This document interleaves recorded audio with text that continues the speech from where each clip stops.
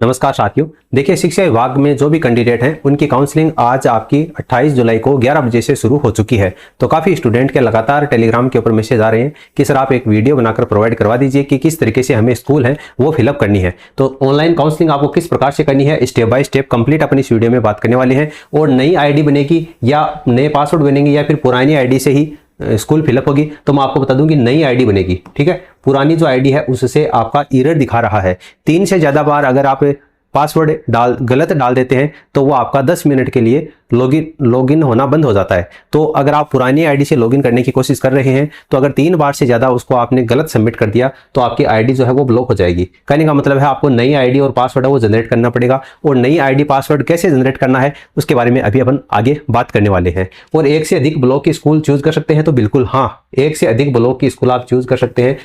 आपको जो भी गृह जिला मिला है उसमें जितने भी ब्लॉक हैं, 8-10 ब्लॉक जितने भी हैं, सभी ब्लॉक की स्कूलों को आप चूज कर सकते हैं। जैसे मान लीजिए कि एक आपका ब्लॉक यहाँ पर है, ठीक है, देखो नया पेज ले लेता हूँ। ये आपका गृह जिला है, इस प्रकार से आपका गृह जिला है। एक आपका ब्लॉक यहाँ पर है, इसका दायरा यहाँ तक है, आपका घर है वो यहाँ पर है। एक ब्लॉक का दायरा यहाँ पर है, एक ब्लॉक का दायरा यहाँ पर है, एक ब्लॉक है वो यहाँ पर आता है। इस प्रकार से आपका घर यहाँ पर है, तो इस ब्लॉक की स्कूल भी आपके नजदीक होगी, इस ब्लॉक की स्कूल भी आपके घर के नजदीक है, यहाँ पर भी आपके नजदीक होगी। कहने का मतलब है कि आप जिस भी जिले से संबंधित हैं उसमें जितने भी ब्लॉक हैं सभी ब्लॉक की स्कूलों को आप चूज कर सकते हैं।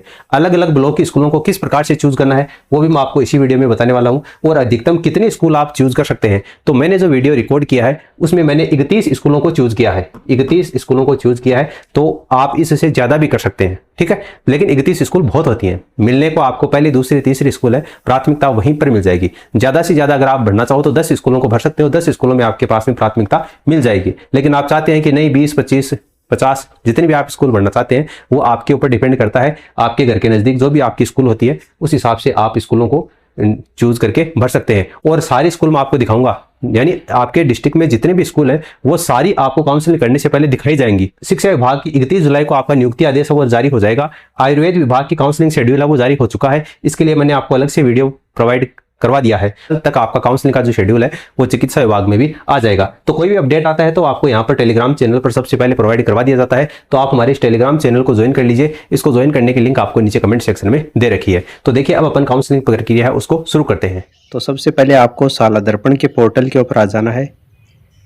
यहाँ पर नीचे आपको जो स्टाफ लॉगिन वाला ऑप्शन दिखाई देगा, इस स्टाफ लॉगिन के ऊपर आपको ओके करना है। तो आपके सामने कुछ इस तरीके का पेज खुलेगा। यहाँ पर न्यू रिक्रूटमेंट इसके ऊपर ओके करना है और फिर कैंडिडेट रजिस्ट्रेशन इसके ऊपर ओके करना है। फिर ये आपके सामने पॉपअप आएगा, तो इसको यहाँ से क्लोज कर देना है। इस पॉपअप को यहाँ से क्लोज कर देना है। क्लोज करने के बाद में आपके सामने ये सिलेक्शन टाइप, तो यहाँ पर चतुर्थ श्रेणी कर्मचारी 2024 पदस्थापन इसको चूज करना है। फिर application number, date of birth और आपका नाम, ये तीनों चीज़ आपको यहाँ से फिल करनी है। और फिर आपको सबमिट वाला जो बटन आपको दिखाई दे रहा है इसके ऊपर ओके करना है। तो जैसे ही इसके ऊपर ओके करेंगे तो आपके मोबाइल नंबर और ईमेल आईडी के ऊपर एक OTP चली जाएगी। वो OTP यहाँ पर आपको इंटर करनी है और OTP वेरिफिकेशन करना है। तो यू आर रजिस्टर्ड सक्सेसफुली, फिर आपके यूज़र नेम और जो पासवर्ड हैं वो आपके मोबाइल नंबर पर भेज दिए जाएंगे। तो आपके मोबाइल नंबर से आपको यूज़र नेम और पासवर्ड देखना है।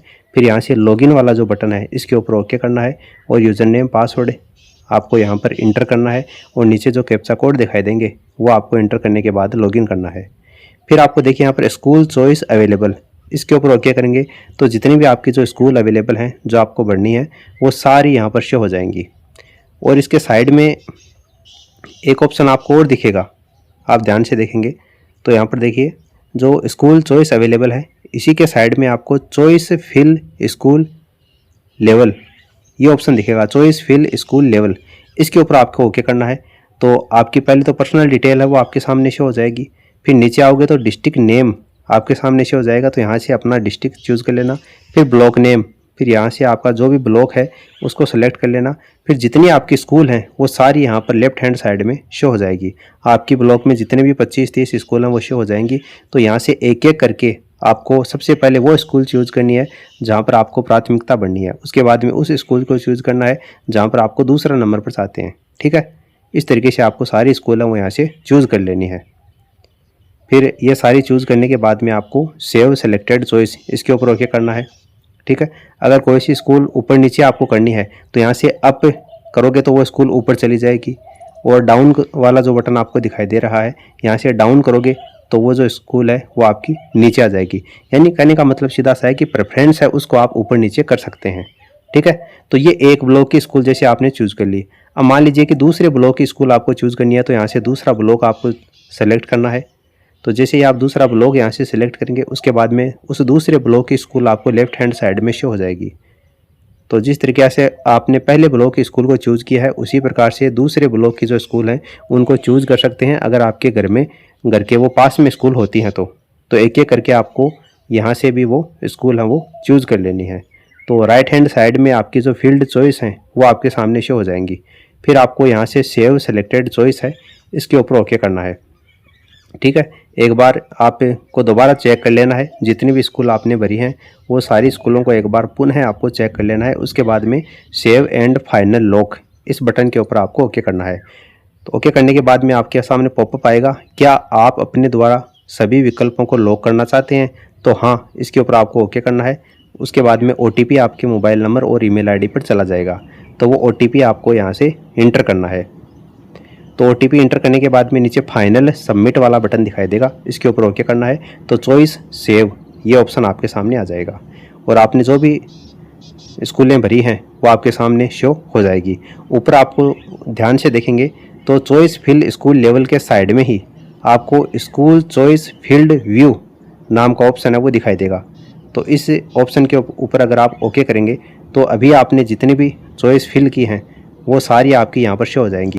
तो इस प्रकार से आपको स्कूल को फिल करना है। फिर लॉग आउट वाला आपको जो बटन दिखाई दे रहा है इस पर ओके करेंगे तो आप इस पोर्टल से लॉग आउट हो जाएंगे। तो इस प्रकार से आपको जो भी शिक्षा विभाग जिनको आवंटित हुआ है उनको ऑनलाइन काउंसलिंग है वो इस प्रकार से आपको फिलअप करनी थी। उम्मीद करता हूं कि आपने सारी जो स्कूलें हैं वो अच्छे से सही ढंग से फिलअप कर दी हैं और लास्ट में चॉइस लॉक जरूर की है, क्योंकि चॉइस लॉक करना जरूरी है। अगर आप चॉइस लॉक नहीं करेंगे और टाइम आपका निकल जाएगा तो बाद में आपको आपके जो जिला आवंटित हुआ है उस पर कहीं पर भी जो सीट खाली होगी कहीं पर भी आपको स्कूल अलॉट किया जा सकता है। उसके बाद में जिम्मेदारी आपकी होगी, आपको वहीं पर ड्यूटी करनी पड़ेगी। इसलिए ध्यान देना, जब भी आप सारी चॉइस फिल करें तो लास्ट में मैंने आपको जो बताया था चॉइस लॉक वाला बटन, चॉइस लॉक करनी है। उसके बाद में आपके मोबाइल नंबर और ईमेल ID के ऊपर OTP जाएंगे, तो कहीं से भी एक OTP आपको वहां से कॉपी करके यहाँ पर पेस्ट करना है और फाइनल सबमिट करना है। जब तक आप फाइनल सबमिट नहीं करेंगे तब तक आपकी चॉइस है वो लॉक नहीं होगी, और चॉइस लॉक नहीं होगी तो फिर आप दर दर की ठोकरें खाते रहेंगे, क्योंकि आपको चाहिए गई स्कूल है वो नहीं मिलेगी।